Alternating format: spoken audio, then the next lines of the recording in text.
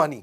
कौन है राधा कृष्ण दमानी? दलाल स्ट्रीट से डी मार्ट भारत के दूसरे सबसे अमीर आदमी बने ये पिछले साल, मुकेश अंबानी के जस्ट पीछे। वैसे आजकल तो ये चौथे सबसे अमीर इंसान है भारत देश के।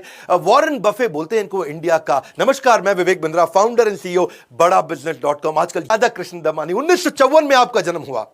आपके पिता शिव किशन जी दमानी, आप एक बिलियनियर बिजनेसमैन बने। वैसे शुरू में आप इन्वेस्टर थे और अभी founder of D mart. D mart ऐसे स्टोर हैं जैसे बिग बाजार होते हैं, उनसे भी बड़े स्टोर्स हैं डी मार्ट। मारवाड़ी परिवार में जन्म लिया, बहुत गरीब परिवार में थे, सेल्फ मेड बिलियनियर। दलाल स्ट्रीट में आपके पिता काम करते थे और बाद में आप इन्वेस्टर बने। शुरू में तो आप भी स्टॉक ब्रोकर थे। अब राधा कृष्ण दमानी जो स्टॉक ब्रोकर थे, ये सीख गए थे, जान गए थे कि स्टॉक ब्रोकर बनके तो बहुत पैसा नहीं कमाऊंगा, अपना पैसा लगाना पड़ेगा, इन्वेस्टर बनूंगा तभी कमाऊंगा आगे चल के। इनफैक्ट राकेश झुनझुनवाला भी इनको अपना गुरु मानते थे। राकेश झुनझुनवाला के बारे में आप सब जानते ही हैं। Who do you count among your mentors in the market? Mentor is only one, Mr. Radhakrishnan, because primarily I have learned trading from him. Founder and chairman, चौथे सबसे अमीर आदमी, अंबानी, अडानी और शिवनाडर के बाद केवल व्हाइट शर्ट व्हाइट पजामे में रहना, सिंपल जीवन जीना, मिस्टर व्हाइट के नाम से पहचाने जाते हैं। किसी पब्लिक गैदरिंग में नहीं मिलते। कितना भी यूट्यूब पे आप इनके वीडियो ढूंढ के मुझे दिखाओ, नहीं मिलेगा आपको इनका एक भी वीडियो नहीं मिलेगा।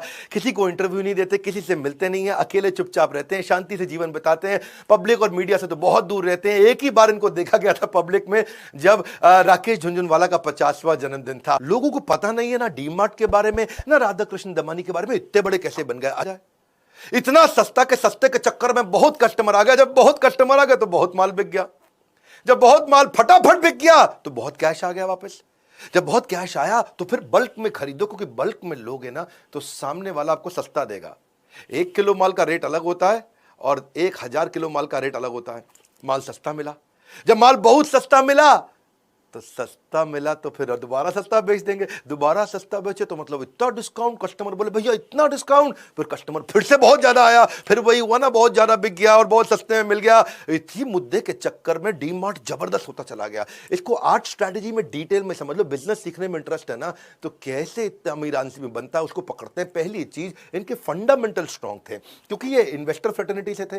किस कंपनी में पैसा लगाऊं, कौन सी कंपनी बढ़िया होती है, ये समझ चुके थे, इसीलिए इनको फायदा हुआ। स्टॉक मार्केट का जो इन्वेस्टर होता है ना, उसको एडवांटेज ये है कि जब वो बिजनेस में घुसता है तो उसकी समझ अच्छी होती है, या जो बिजनेस बहुत कर रहा हो वो स्टॉक मार्केट में घुसे, उसकी भी समझ अच्छी होती है। राधा कृष्ण दमानी